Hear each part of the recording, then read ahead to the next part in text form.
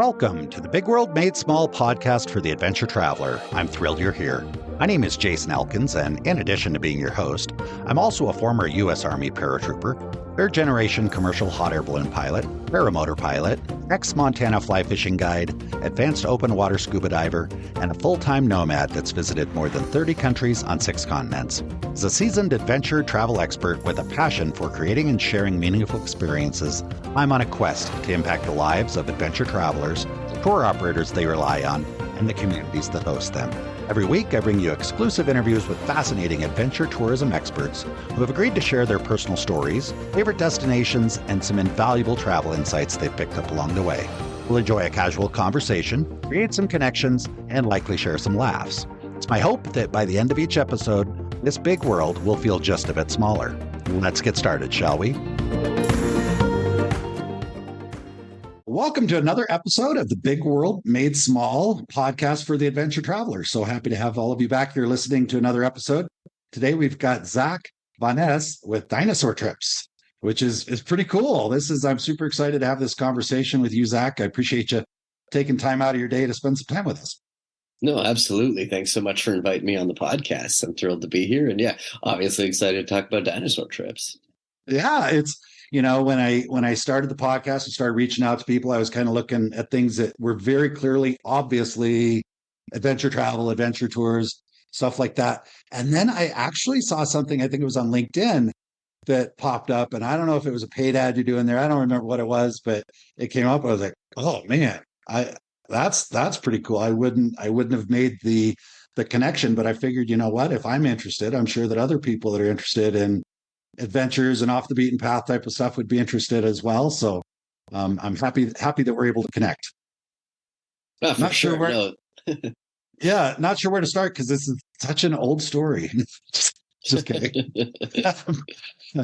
But it's not. It's new and exciting. But I love that we're, in a sense, it's tied to something very old that's been around for a long time that maybe has not been on everybody's radars, other than maybe, they saw Jurassic Park or something like that.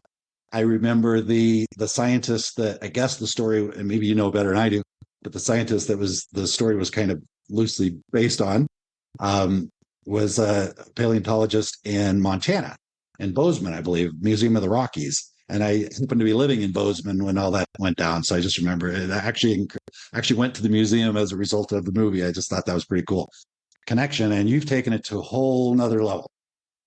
Did the movie have anything to do with that? In a way, definitely. I think the movie's Jurassic Park is huge for, the paleontology and dinosaur world. And, I was born in 1984, so I was 9 years old when Jurassic Park came out. So okay. I was already, deep into my dino obsession as a kid, as many kids are wanting to do. And that movie came along at just the perfect time. I mean, for a 9-year-old, it was, yes, incredible to look at and see what is put together. I don't think, Steven Spielberg's fantastic at creating a movie for a 9-year-old boy, maybe more than any other audience that he's got out there. And it was also a movie for you. For you, well, a 9-year-old. Yeah. For the book by Michael Crichton, less so for a 9-year-old, but the movie, was right in my wheelhouse. And talking to paleontologists, as I have had the opportunity to do more since I've started Dinosaur Trips, speaking to ones who are my age or younger, you see the influence that movie had across paleontology. I mean, paleontology, well, I'm sure we'll get into this, but it's been in a golden era for these past few, maybe decade plus. And a big piece of that was just how many kids that movie hit for and inspired to go into paleontology that, who knew what a paleontologist was before Jurassic Park? Not a ton of people, that even put that word out there into the lexicon. So it's and when it comes to the sense of, okay, how do we tie digging for dinosaurs to adventure? I mean, Jurassic Park's the first thing everybody mentions to me when I talk about Dinosaur Trips. And the joke that everyone loves to make, is, oh, so you're going to visit Jurassic Park? It's like, we'll do our best. It's changed a little bit since then, but yeah, exactly. Some cool stuff involved. And if you were 9 when that movie came out, I'm thinking, because I was living in Montana, and it kind of similar. Do you remember the movie A River Runs Through It? Absolutely. Have you ever heard of that? Okay, all Yeah, right. of course. So that movie did for fly fishing what Jurassic Park maybe did for paleontology. A river runs through it is when, that's when people like, I want to go fish there. I was working as a fishing guide, running a fishing guide service. And I can't tell you how many people would call and say, I want to go where they filmed that movie. And before that, like fly fishing, most people didn't know what fly fishing was. And that movie came out, really made a big impact. So I can see the parallel there and I think fly fishing, the last few years I was in it, I remember people were like, we need another movie. Exactly. No, Yeah. you definitely see that happen in the zeitgeist. I mean, even right now on Netflix, Steven Spielberg actually produced a documentary series called Life on Our Planet, which takes a look at dinosaurs in some of those episodes, and even that I can see, popping dinosaurs back up into the zeitgeist gets people excited for dinosaur trips again. There's always you never know what can come along and really kind of tip the scale for interest in what you're doing. And I mean, I've been in the tourism industry for over a decade now in a bunch of different roles in PR and marketing and consultants. And, so often we would look at what's the movie slate ahead for the year to come, with the interest of like, so how do we pitch our trips around, whether it was the Jungle Book that was coming out is the first example that comes to mind, or obviously New Zealand made hay on the Lord of the Rings series. There's always opportunity to be found in the box office. Eat, Pray, Love for Bali. Oh yeah, huge. I didn't even realize I'd seen the movie, but it was in the I didn't make the connection, and I was in Bali this past spring, and then it like I'm like, oh, wait a minute. I kind of figured it out, and there were a lot of people there that they were just like, yeah, they probably came there because of that. So it's a good strategy though, as far as tour operation. Yeah, maybe I need to look at the movie slate coming out. Yeah, that's good. I like it. If you can ever find a way to tie in, something that's going on in the popular culture and zeitgeist in any way, I always find that's why it was disappointing when the movie 65 that came out like in early of this year, which was a dinosaur movie, was a huge bomb. So didn't help me at all. I was kind of hoping that one would find some legs, but it didn't. Yeah, I can see that sometimes. You get excited about it, and then the movie doesn't go anywhere. It's like, well, I'm happy I didn't, build out didn't invest much there. Exactly. Around it. I don't know why I feel compelled to share this, but the connections I just hear in this conversation, Steven Spielberg, Jurassic Park, me fishing in Montana and all that. I actually guided Steven Spielberg and his family one day working at the same shop for the same outfitter. And I don't know what the connection was, but the funniest thing about that day for me was that he dropped his camera in the river. Oh no. Probably shouldn't be sharing the story, but yeah, it's for me, that was like just the funniest thing. It was a video camera and he was trying to he dropped it in the river, and I just thought, well, if Steven Spielberg can do it, anybody can do it, right? So I'm sure he could afford a new camera. Well, yeah, it was just the connection to for sure, the movie maker who drops his, I'm sure he's got better story. He probably has much better stories of things that have happened to cameras on the set or whatever. But it was, for me, I just thought it was kind of cute. For sure. So Zach, you touched on a couple things already that I wanted to ask you about, just kind of like how you got from because you worked in many roles in PR, marketing, tourism. So set aside Dinosaur Trips for just a moment. Share a little bit about your story. Like, when did you get inspired to go? I know 9, you were into paleontology. We talked about the movie, but as far as tourism, how did you get from where you were to where you are now? Yeah, so I finished university. I had a degree in professional writing. I wanted to be anything with writing. I was a writer was what I wanted to be in some respect, and so I moved originally from Quebec, and I moved to Toronto, and was just looking for work in writing. Whether it was journalism, I had a newspaper background from back home, and a travel industry magazine was hiring, and that was I took the job because I needed money, and had no. I enjoyed travel like anybody, vacations with the family and stuff as a kid, but had been once overseas on a high school trip. Was the only time I'd been on an airplane. Prior to that was to go over to Italy for a quick trip, but it wasn't tourism travel was not on something I was targeting. It wasn't something I was looking into, but took it, a writing job's a writing job. I took this gig with it's now called PAX Magazine. It was called Travel Hot News at the time. And that started me in the travel industry, and I haven't left it since. I spent a number of years working for that magazine as a journalist, and sometimes as an editor, and then made the switch, as we call it, to the dark side, the other side of the table from the journalism side, which is PR and marketing, working with a consultancy based here in Toronto as well called Vanasse Travel and Tourism, and spent a number of years there. And that was really where I kind of got my feet into everything. It was from the marketing. I got to do a bunch of marketing stuff. I did some time as a program manager for a not-for-profit within the industry. I was doing PR stuff. I was doing branding. I really got to, we were a small boutique operation, and so if you got the interest and the want to do it, you can really get your hands in everything and get a sense of all these pieces of the industry. And of course, our clients are everybody from small tour operators like I am now, to large destinations, small destinations, all kind of everything in the mix. I had an opportunity to work with at one time or another. So really started to get a kind of a full sense of how the industry functioned in a lot of different ways, and even carrying that over from my days as a journalist in the travel industry side.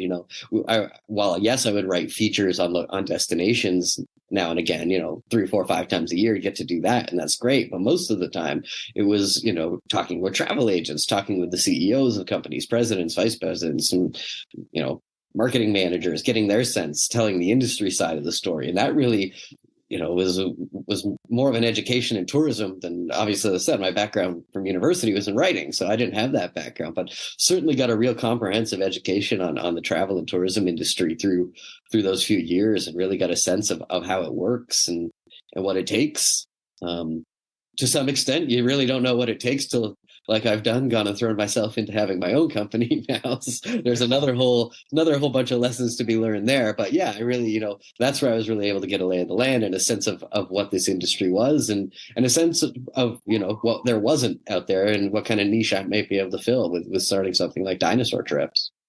Yeah, that's cool. And I can imagine there's a couple things there that were really interesting. You're probably one of the first tour operators that, when I asked that question to, how did you get into tourism, that said it was an opportunity to make money. I mean, look, it was an opportunity for a paycheck when I was 26 years old, and I needed anything to pay the rent. To make money, it might be the wrong way to position. Well, but you know what I mean? I mean, like, because there's so many of them. They're like, I've got so many people that are, I was engineers for some reason. We've got a lot of folks in this industry that went to school to be engineers, and they were making good money, and they realized that they hated it. They were unhappy. They were miserable. They wanted to go follow their dreams, and they took some sort of pay cut. Their first foray into it was a pay cut, or they literally didn't make any money for a year or two, or they, right. It was, or whatever. So I love you've got actually a very advantageous path to get there, because it was an opportunity to make money. So that's great. So that takes the pressure off. So you can actually learn a little bit when you're making money. Yeah.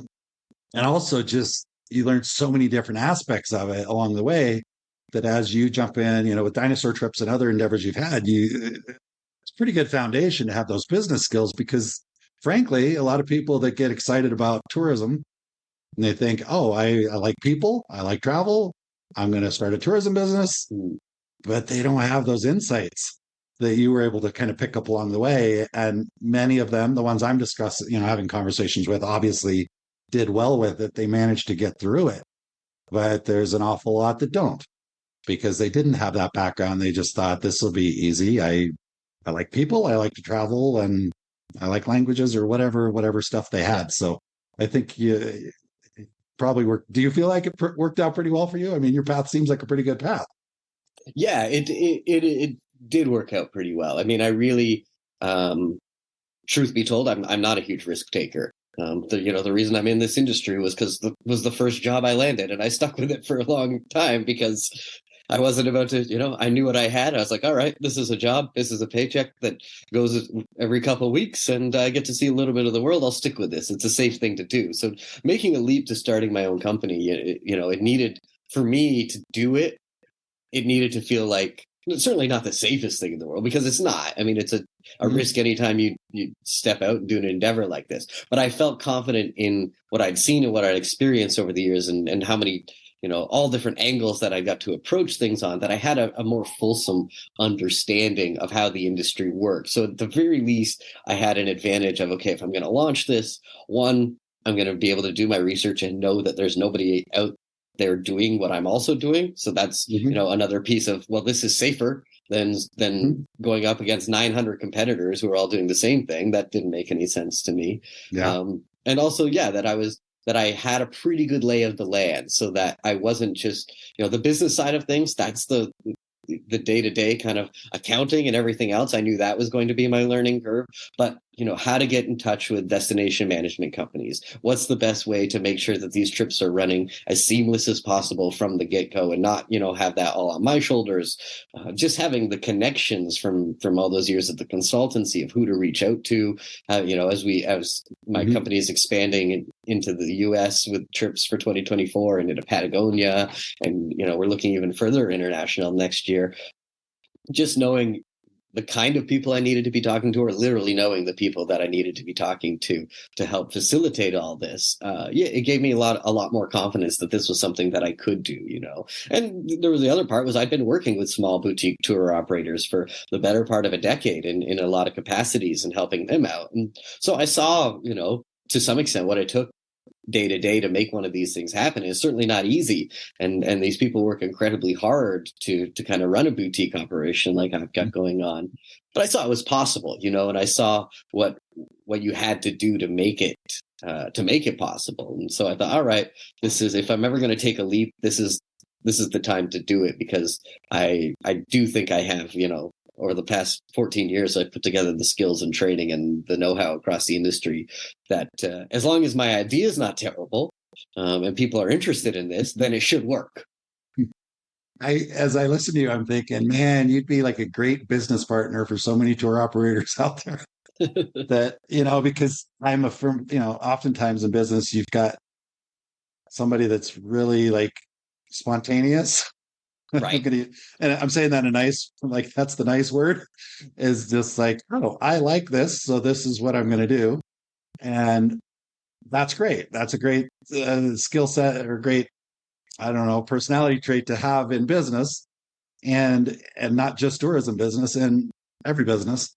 And then so many of them fail because they don't have someone on the other side, and very few people can do both sides. They don't have, maybe they're a big idea person, but the details and making sure that it all makes sense, and researching to make sure you're not doing something that 9,000 other people are doing, that takes a slightly different skill set, which sometimes is the engineering type.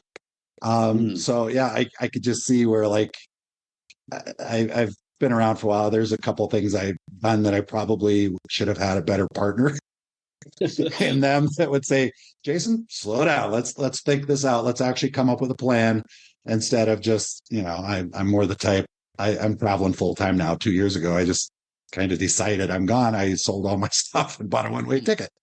And I'm still trying to figure out if that was a good plan or not. I love it. I'm super happy, but yeah. So anyway, just want to share that. Oh, no, I can identify with that for sure. I mean, just starting this company sometimes feels like I sold all my stuff and bought a one-way ticket. So I'm sure it does. It's like, here we go. And especially if you're the more risk-averse type of personality, it's like, probably in some ways, maybe some of the, like, that might be even a bigger leap for you than me just selling my stuff and buying a one-way ticket. I'm like, because realistically, people in my life probably like, yeah, okay, I'm not surprised. Right. Was it scary? Yeah, it was scary, but it might not have. But most of the people in my life would never do it because that's too much. So you do have a good mix. Boy, share with me one mistake that you've made, because we've all made mistakes.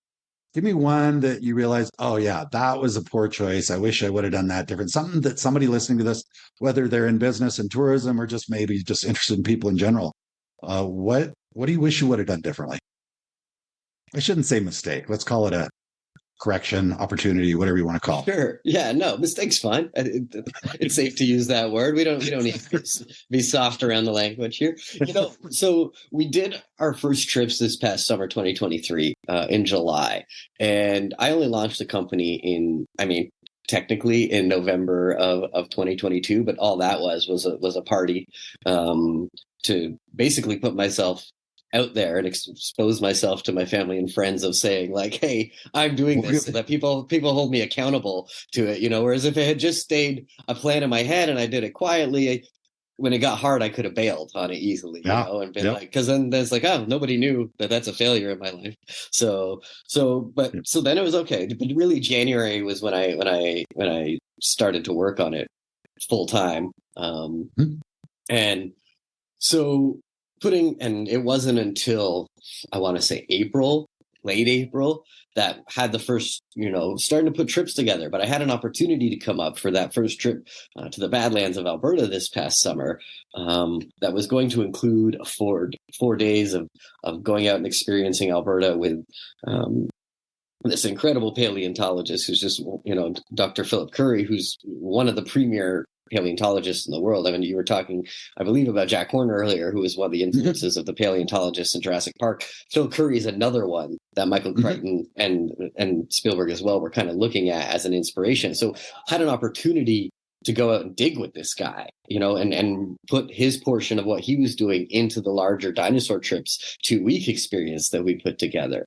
But it was going in the beginning of July, and I was excited about it. I said to him, I was like, we have to do this. I can't miss this opportunity. But I gave myself effectively for trips that are, retailing for $8,000, 6 weeks to sell it, really a month overall to sell enough to make it happen. And it worked. In the end, I got enough people. I really, put my nose to the grindstone and marketed, found every kind of outlet I could to talk about it. And we were able to host it. But I guess I would do it again, telling myself now that's in the past, that I don't have to deal with the pressure and the stress that I did deal with in trying to sell it that fast. But, from a more sensible mind frame would have been, there's a great opportunity. Maybe I just go myself, meet the people, get the content, grab the pictures, do a walkthrough almost of the experience before bringing guests with me and having the need to sell a certain amount of trips to make it happen by a certain time. But I didn't do that. I dove right in instead because I just was like, nah, I'm ready to go. Let's go. And I remember at the time, family and friends, when they were like, so when's the first trip? Like next fall, 2024. I was like, July. They're like, what do you mean July? It's like, yeah, we're going the first week of July is when we're going out there. So I mean, it worked. I'm thrilled with it. I think it was a nice bit of proof of concept for myself and my partners now in the industry. I have found there's been, it's been advantageous to have that in my back pocket. But looking back, it's like, yeah, give yourself a little more of a window to make sales. And I knew that, I've been in this industry long enough to know that a bigger trip like this, people plan a year out kind of. They're not going to likely to book at the last minute. And it's something that's totally new, right? Like, yeah, exactly. If you were offering something that people have done 15 times already and I want to go, let's go. But yeah, it's something new like that. That's pretty cool. Yeah. But yeah, I wouldn't necessarily dive in like that again, but I don't completely regret it either. It worked out well enough. But yeah, if I was giving advice to somebody, it'd be, don't do that. That's good, especially for the person, maybe the people that are listening that know they.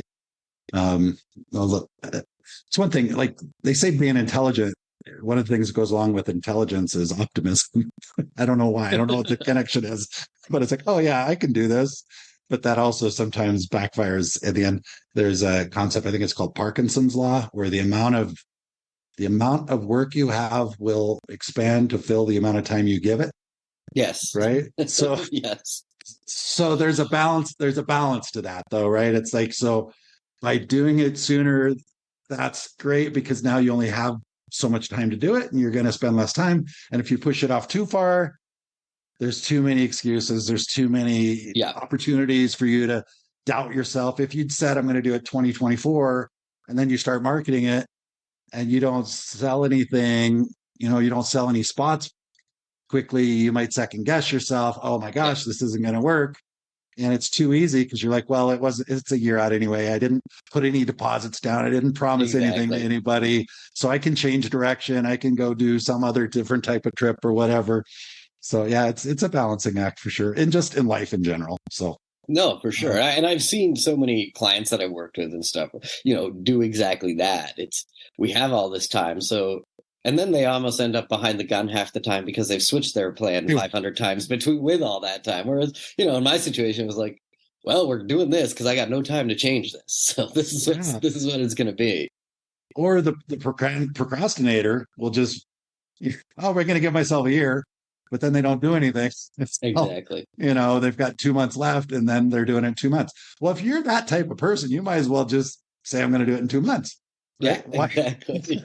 Because you're only going to give yourself 2 months to do it anyway. You might as well just say, I'm going to do it. Might as well do it. Exactly. I'll be, full disclosure and vulnerable here. That's a little bit of that with this podcast. It's just kind of like, I made these commitments to do this podcast without any real concept for what was going to be involved as far as lining up great speakers, because I want to make sure I had good people, interesting people. And I'm kind of happy I did it the way I did it, because I scrambled to make it happen fairly quickly. And if I'd given myself 6 months, I don't know. So yeah. But anyway, so that's great feedback and a great kind of awareness moment for you. What do you think the biggest challenge going forward is for you? I mean, you have an idea kind of what things are looking like and what you're shaping out, but if you were to, share with us kind of what's your biggest, what's keeping you up at night, that type of thing. What would it be? For me, in such a small niche as it is, I mean, you talk to people about dinosaur trips, everybody immediately gets excited. Like, that's easy. People are like, oh man, that's so cool. I never heard of that. I'm like, good. You better not have, because I'm the first out there. If there's others, then I've done a mistake in my research up to this point. Or they're just doing really poor marketing. Or yeah, maybe. That's fine. That's great. Good for them. Don't tell them about what we're up to. But so that's, that it's really easy to get that first kind of spark in somebody's eyes of like, oh man, that would be cool. And it's easy to hit, and we're comfortable using this term in the dinosaur circles that I'm existing in, nerds. Like, it's easy to get the full paleo nerd excited and interested. But the reality about what I'm doing, and anybody who works in this industry recognizes, like, solo travelers makes everything a lot more expensive, and people are just not as likely to do it. So I've got what makes me what I'm constantly planning around, what I'm constantly marketing around, what I'm constantly designing my trips around is the balancing act. So that, yes, there will be of course, dinosaurs and paleontology and getting into a dig and back access to museums and all the kind of stuff that you would expect from a company that is, dinosaur centric needs to be there, of course. But we also need that other piece of the equation, which is how do we appeal so that, if it's dad's the dinosaur nerd, which, I don't mean to gender this overall because there's many women in paleontology, but for clients so far, it's often been dad's the dino nerd, and bringing the partner along, bringing the kids along, what's the interest there for them, and making sure that there's enough within the programs that we're putting together to appeal to everybody, so that the whole family wants to come, or at least the partner, for our adults only trip, the 12 and up trips, like, so that at least, the kid is the 12-year-old's the one super interested in paleontology, but the parent coming along for the ride ends up really enjoying the experience as well. And you can do all the things, and I think we've done a pretty strong job of making sure that's baked into the itineraries that I'm putting together, but just also communicating that and reassuring people of that's that is going to be there, and selling them on paleontology. If you're not the primary dinosaur interest person in the family, why is paleontology interesting? And it is. I say that, obviously I'm extremely biased in this sense as somebody who is interested in this myself and whose whole company is dependent on people finding it interesting. But I have found, when you talk to travel agents, especially when I'm doing travel agent trainings, they're kind of people who maybe aren't interested in this at all, but want to sell my product. And so talking with them and saying, here's why for your average person who may not be leaning towards paleontology or is interested in dinosaurs beyond having seen the Jurassic movies, will actually find this interesting in the same way that they would find a visit to Machu Picchu interesting, or a visit to, like the Louvre or something interesting. Like, here's the comparison points that make this all so compelling. Here's the history of paleontology, not just dinosaurs, but here's the characters that we'll be looking at through the history of paleontology who are really interesting in their own right that people have never heard of, perhaps. And it's also into the interest of paleontology. That's the biggest hurdle I think that I'm facing right now. It's just being able to communicate, get that out there. That because when I pitch to media and I talk about dinosaurs, everyone's like, yeah, easy, I get that, ready, excited to go. But what's that next piece that gets other people who are like, yeah, I'd be interested in going to one dinosaur museum, I don't know about the rest of it, kind of thing. Or I don't know if I want to do 2 days of a dinosaur dig. Like, isn't that hot and sweaty?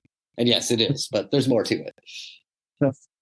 I love that. And what comes up for me when you're sharing that is I've spoken with a few people lately, e-bikes are a big thing. And I know it's not, I see a parallel because e-bikes are all about, you've got somebody in the family who really likes to ride bikes. They'll get up on the weekend and they'll ride all weekend. They'll, go to the next town over or whatever. And that's great. Yeah. But, husband, wife, the partner, the kids, the whatever, don't want to go on a bicycling trip to Patagonia and ride bikes every day for, And so with the advent of like more e-bikes and possibilities, it's like, oh, actually, so I could go on a trip with you. I could do my e-bike. So I'm not necessarily sweating my butt off the whole time.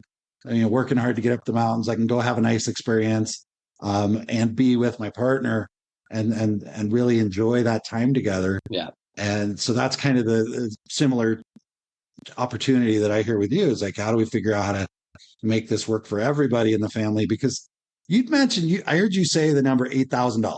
Did you? I think I did. Right. Yeah, that was what our trips last summer went for. Yeah. Yeah. Yeah. So let's just use that number. So if I think you used the term Dino Nerd. Yeah. And you're like, man, I want to go on this trip. I know my spouse probably doesn't have a whole lot of interest in this.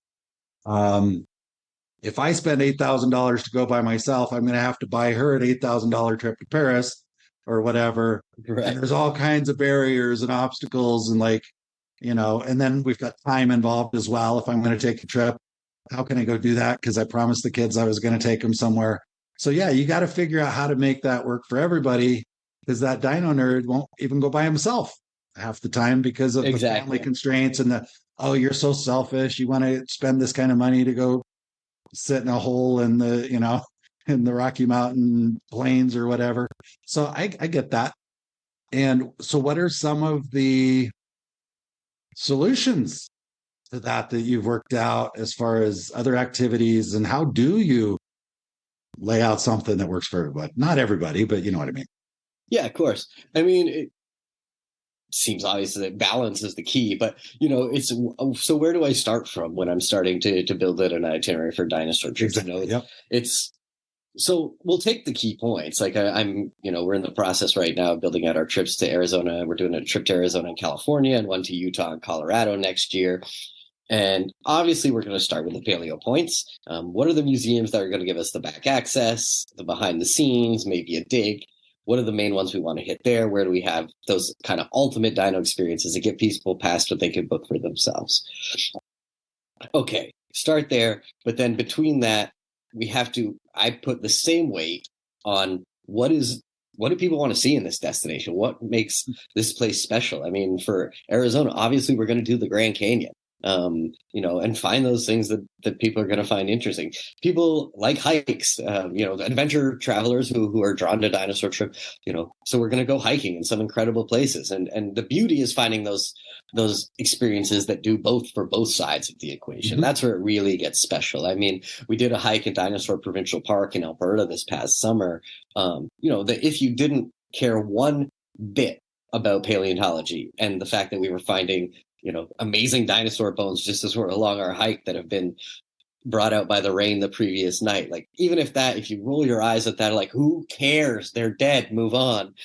the hike itself through the Badlands, just that alone would be, it's so gorgeous. And that alone is enough. You don't have to stop and listen to the paleontologists to get we went, we made sure to we're in Alberta. It's Canada's cowboy province. We're doing a horseback ride through the Rocky Mountains. We're doing caving, caving, if you're an adventure traveler, if you're crawling through these deep caves and under the Rocky Mountains, that's cool for almost anybody, as long as you're into adventure travel. But there's a geology part of it that anybody who's into dinosaurs is going to really spark their attention too and get them excited about things. So anything that kind of is going to serve both sides, that's the sweet spot on the Venn diagram of what we're putting together. And there's also the part, and this can't really happen until you get people on the journey, but once they're on the journey, make sure that the paleontology part of it is accessible for everybody else who's not just the big dino nerd about it.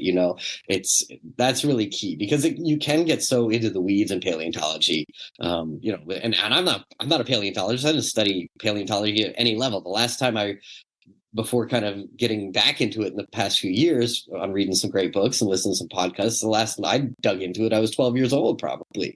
So I also, I needed reminders on what the difference between a theropod and a sauropod and sauropod and Jurassic era and the Triassic era was, and all these things. But make that accessible. Is key. And I send this great book by Steve Brusati, who's this awesome paleontologist, send that to all our guests, so at least they have that before, to get excited, and that's very accessible. But then when you're out there, and I see this happen quite a bit, and it's nice with the experiences we've done so far, is the person who maybe was dragged along, quote unquote, put them on a dinosaur dig and let them start, chipping away to find a dinosaur bone that's been buried 75 million years. And they're going to get excited about that too. It doesn't matter who you are. That's cool. Just when you said that, just the way you said that is, yeah. I'm like, damn, that is pretty, 75 million years. Oh yeah. So yeah. And they're the first ones that done it. That's what I like to remind people, is like, having been in PR and marketing in the travel industry for a while, I know that probably the most overused term we have is discovery. Like you're like, what are you really discovering? 400 people went through that ahead of you this week. Like, discover stuff about yourself and whoever you're traveling with, I'm sure. But Dinosaur Trips, we're giving you a chance to actually discover something that nobody has seen in, somewhere between 66 and 250 million years at times. Hopefully sometime over the course of the existence of my company, somebody's not only just going to find a discovery of like, hey, look, I've stumbled upon a bone here of a known species, but hopefully somebody at some point might even get that experience to be like, hey, I've stumbled upon a bone here, and this is from a species we've never seen before.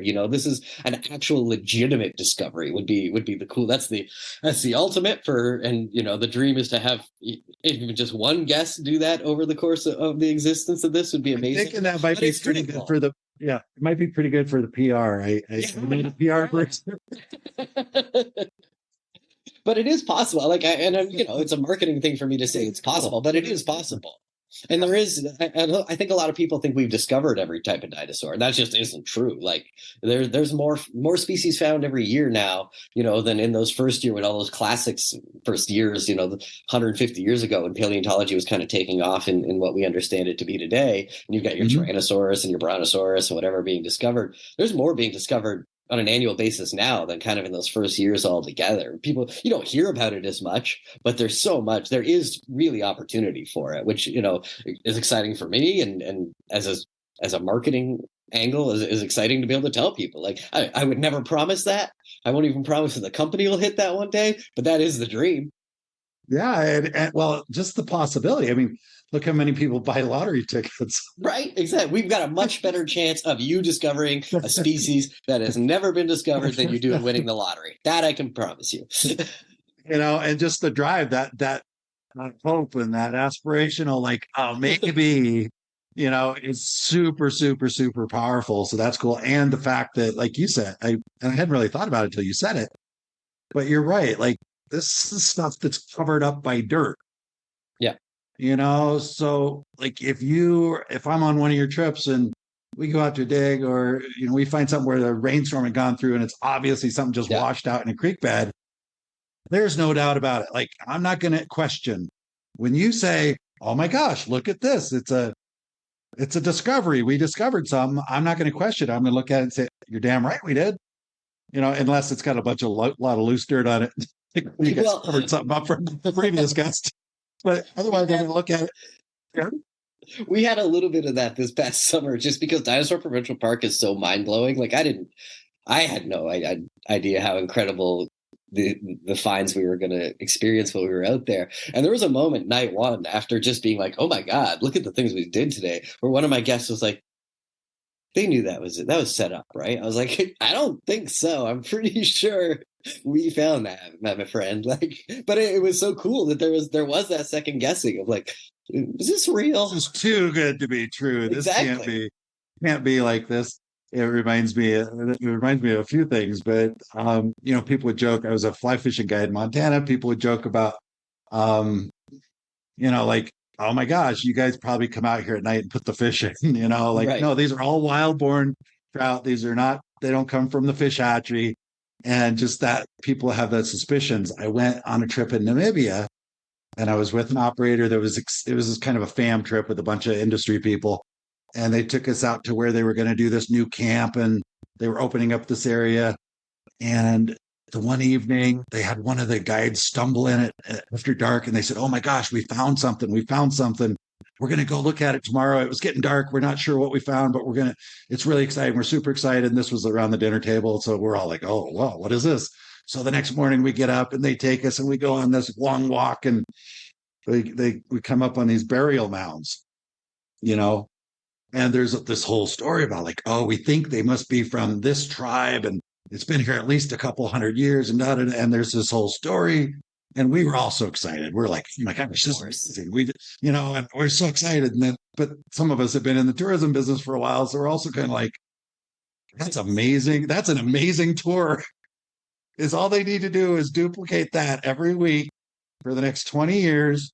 Yeah. And they're going to get all kinds of amazing reviews because everybody's like, we discovered things nobody had seen. And I was like, it was brilliant. It was either brilliant. I just thought it was just brilliant.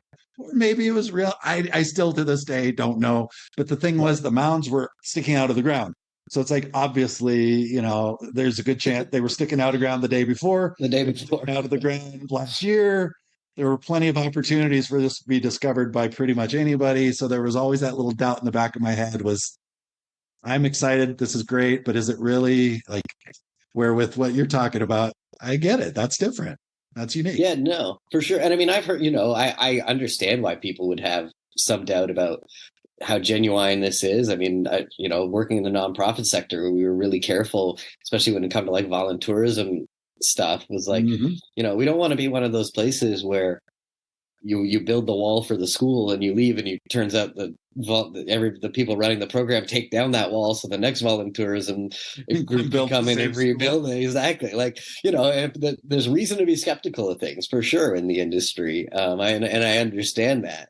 But I was just tickled by the fact that this guy was like, you're faking this, right? I was like, no. And the same when we were on the actual dig, it's like, I mean, the dig site that we were in northern Alberta was so dense that they don't, they just don't have enough days of not frozen ground and snow up there to dig it all out. They've been digging at it for years, but it's nice to know that, all the progress that we made around these bones during the day wasn't just, a guy didn't come in with a bucket overnight and pour dirt back in it so that the next group coming in the day after could have that same kind of experience. Like, you're actually, but the nerve-wracking part of that was like, oh, if we damage these, we damage the like, you're gotta be careful. It's scary. Like it's exhilarating, but it's like, that's why you're in there with your toothbrush and your pick and whatever. You're just being real careful because it's scary in that sense. You could tell your clients, be real careful because if you break that, then someone else won't be able to discover it next week. They can't dig it up next week, We've got a limited number of resources, so be gentle because you don't want to run for which was what it was in fishing, was like somebody would catch a big fish and they're like, oh, I want it. Can we kill it? Can we eat it? And we'd say, no, if we do that, somebody else can't catch it next week, which is like, that makes sense. Okay, we put it back in so somebody else can enjoy it, but it's a little different with what you're doing. That's pretty interesting. And there's so many. I remember I went and visited my dad in Nevada and my son went out like in like 3 hours just walking around, came back with like a couple of handful full of Indian heads and spear points and all this. And I looked at my dad. I'm like, Dad, did you set that up? Because it was his place. I could just see him out there. Oh, my grandson's coming. I can go throw some. Of course. Because you can go buy Indian, you can buy the arrowhead. Yeah, of course. The convenience store on the Indian reservations, Okay, that's interesting. Get myself a little off course there, but man, I think you're really onto something. I'm pretty excited about that. And what I got out of what you said was trying to find that mix was almost what I heard was find a standalone trip that's almost just a standalone trip, but also just happens to have some really cool paleontology opportunities around it. Like you said, the passes to get into some of those museums, the digs, stuff like that. And if it's a trip that can stand alone on its own, then you've covered that for the partner that's really not into it. But then they also get, because the reality is the paleo nerd or the dino nerd wants their partner to see something they're passionate about. I mean, I've been around long enough. I've been in a relationship. I remember when I was a kid and I find something that I was excited about. I want my parents to see it. Or my son now, when he finds something that's exciting, like they want to be able to share it. So this really gives it's a pretty cool opportunity because before you were doing this, and if no one's doing this, how does the dino nerd really share that with anybody other than we're going to watch Jurassic Park again? Yeah, exactly. And I've seen that's been my favorite part of this first year of operations is seeing people get excited about paleontology that were never interested in it at all. The other people that have come along for the experience and then find themselves as riveted, if not more riveted, than the person who is the paleo nerd, because that person, knows all these stuff already, or you have to do a little bit more to get the paleo nerd excited about the experience. Whereas the person who's come along just as the partner or the family member to kind of support this nerdery, they'll discover they're more likely to be like, oh my God, the kind of as you just did. We're like, oh yeah, 75 million years. Like I hadn't even thought of that. The paleo nerds considered all this many, many times before, but the newbie to it is like, what? There's a lot more amazing discovery that can happen. I mean, I had this, I find this very convertible to other things. Like I was just in Spain for an actual proper vacation for a couple of weeks, and I love going to museums of any kind. We were in art museums, and I took some art history classes back in university. I barely remember anything about them. Like you can't sit me. I can name you a couple artists, and that's the best I can do. But we're near in there, and you're reading about it, and you're learning. This was in direct response to the previous movement that you just seen in the previous room, or you're looking at a Picasso in person and you're just like, oh, I get this now. And, that converts to paleontology too, that kind of experience where once you're into the museum or once you're in with the experts or somebody who can really shine a light on whatever it is in any aspect of tourism, that's part of the thrill of traveling and traveling in, kind of a guided way is you can unlock these things. It's very convertible in paleontology. And, like I try and tell people from the business side of things, look at how much money Jurassic Park has made over the years, the Jurassic World movies and everything that's attached to it. And, this is kind of silly, but I also think it's applicable. It's like, whereas look at the Da Vinci Code. Was that the big, no, like, and that's all about art, which everybody will travel to museums and the museums are packed in Europe. And I love to see that, I know people are like, no one likes it, but people are interested. But dinosaurs is something that, that child part of you and even the adult, like gets excited about. And so it's just a little bit, there's a bit more of a threshold to get people across to go, oh yeah, this is worth seeing in the same way it's worth going into, the Louvre to see the Mona Lisa or something like that. It's worth that to go see Sue the T-Rex at the Field Museum in Chicago, because this is also one of a kind and there's so much story to be told around it. And once you get people in there and in front of it, it's not something that I find difficult for them to understand. I even, took friends this year with, as I've been really pushing this, I took them to the Royal Ontario Museum here in Toronto to see they had this special T-Rex exhibit. And they came with me because I was like, come with me. I'm pushing it. I'm trying. And then you get people in there like, what?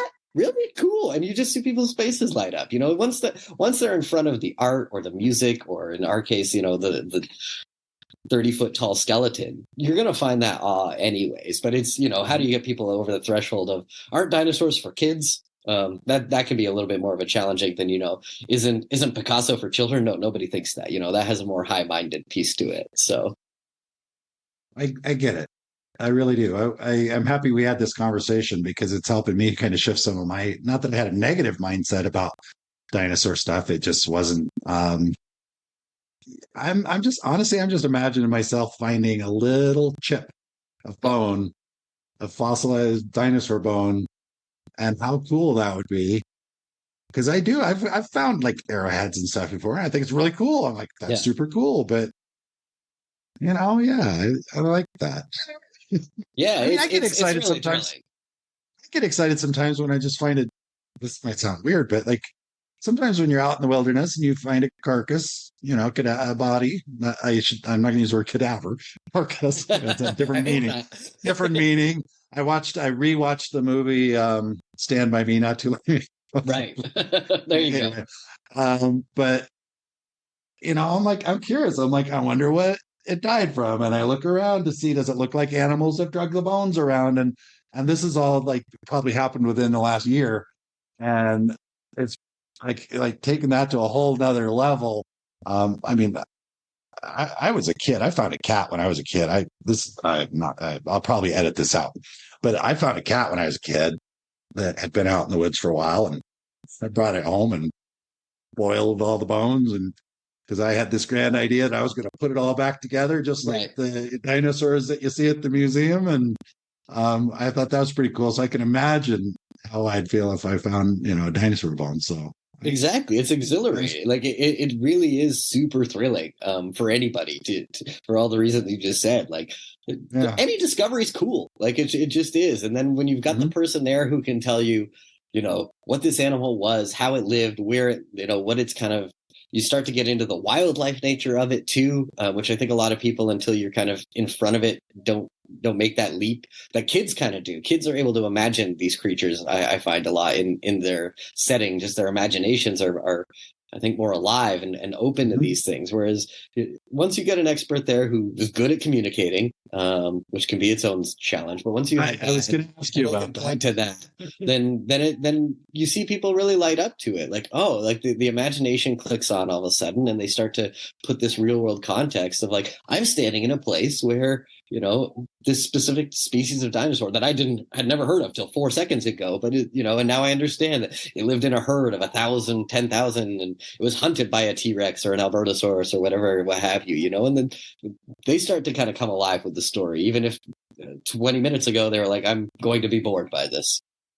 I just had this thought that it would be fascinating to, you're talking about the big herds and everything. And I'm like, okay, like the Great Migration, the wildebeest and the lions and the this and the that. And I don't know. I'm sure that you're looking at, or you're aware of paleontology opportunities in places like in close proximity. Like, wouldn't that be cool to go out and do like a safari and then have that conversation about the paleontology in this, like, when it's really fresh in your mind? Because if you just talk about herds going as far as you can see of dinosaurs or anything, most people can't get their head around that. Yeah.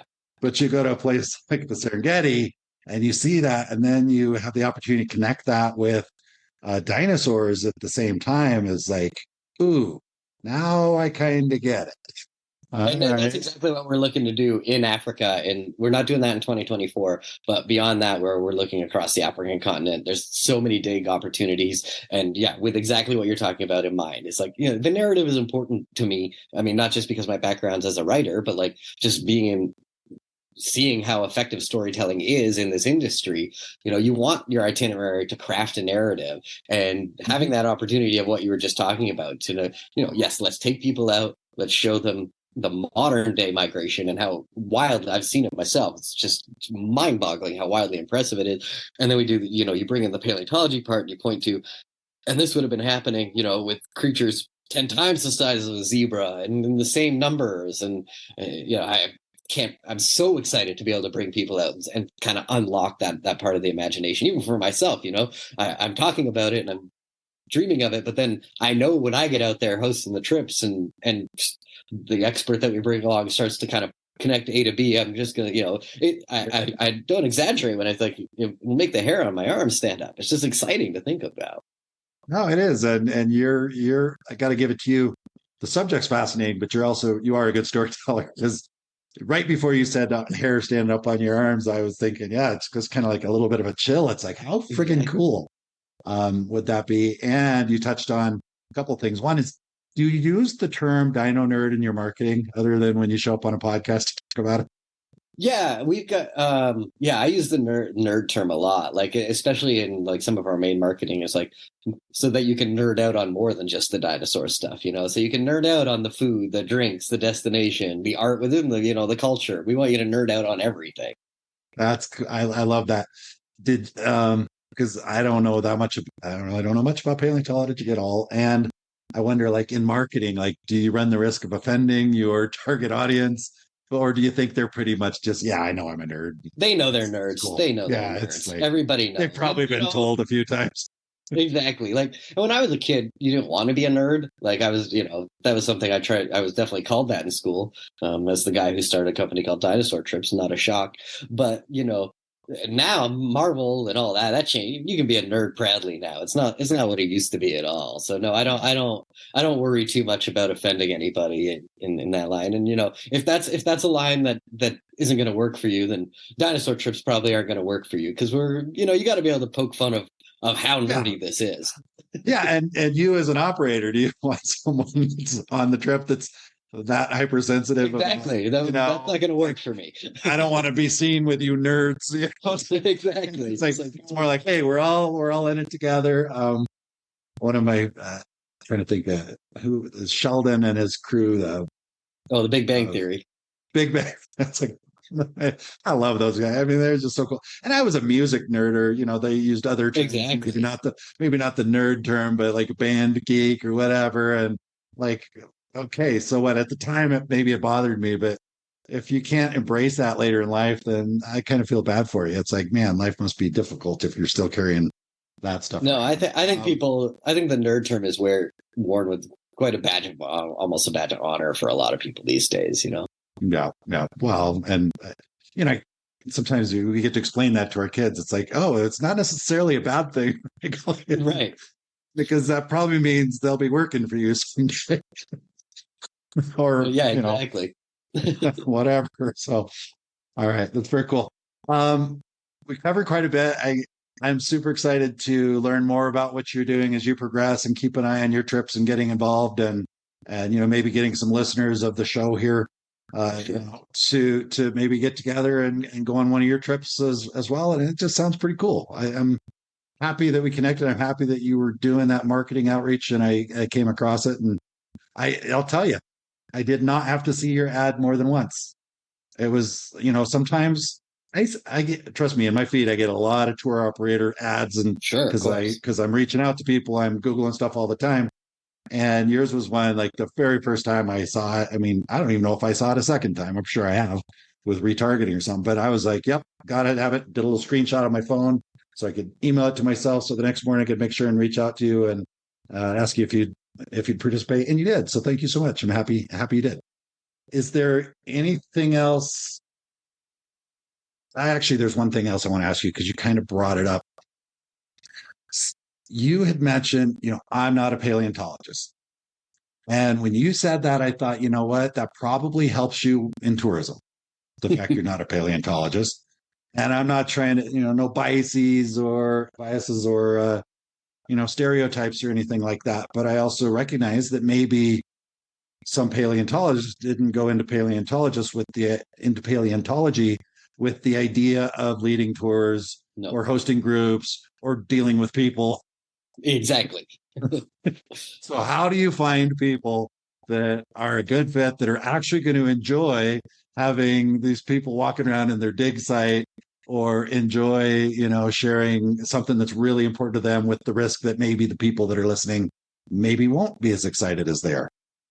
Very carefully. You're asking about challenges. That's been one of the biggest challenges I've faced in creating Dinosaur Trips, is finding the right paleontologist to lead. We partnered in some capacity with great paleontologist, Dr. Brian Curtis.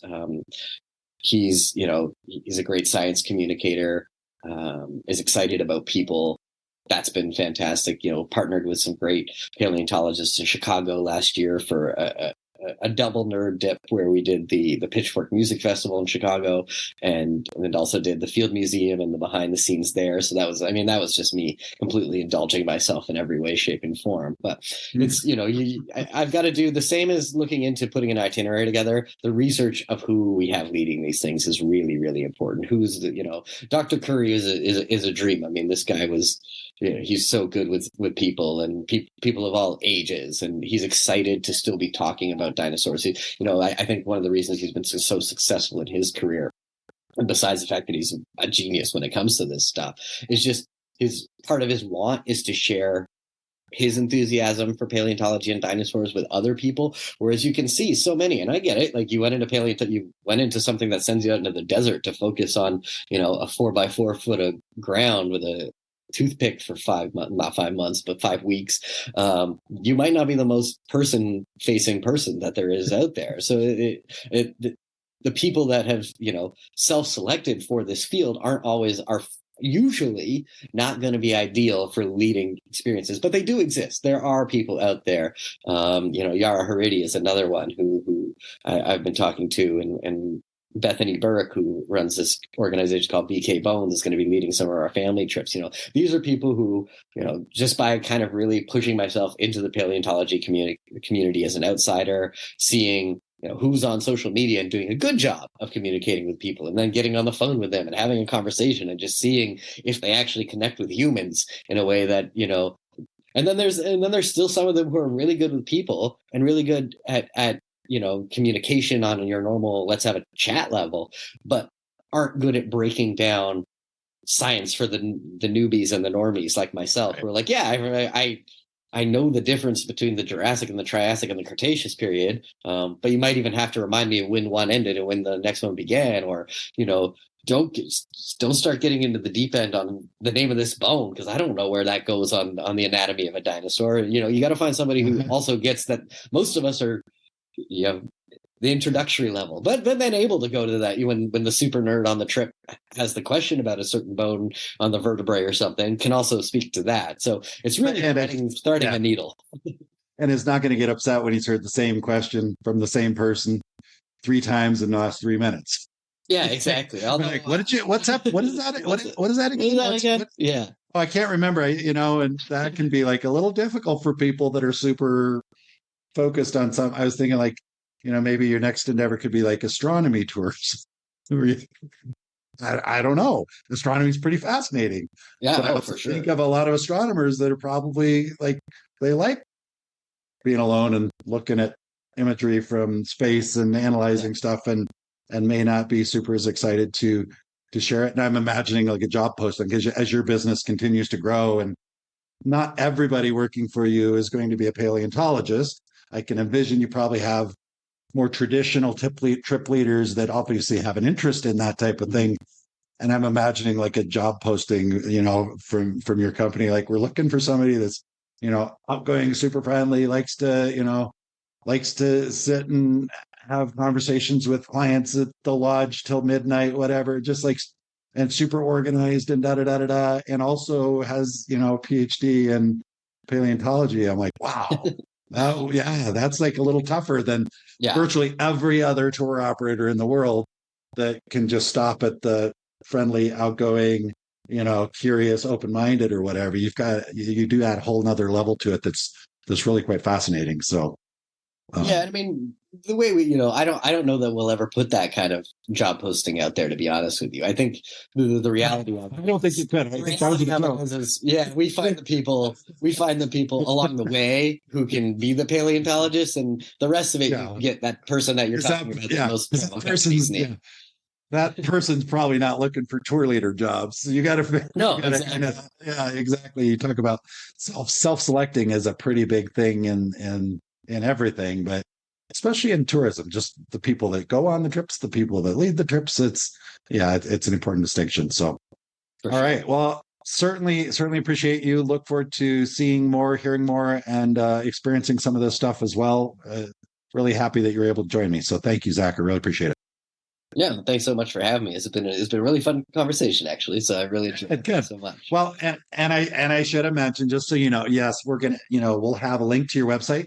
Is there anything else that people should have? Is that the best place to start to connect with you, or is there anything else that people should know about connecting with you other than the link that's going to be in the show notes that goes directly to your website?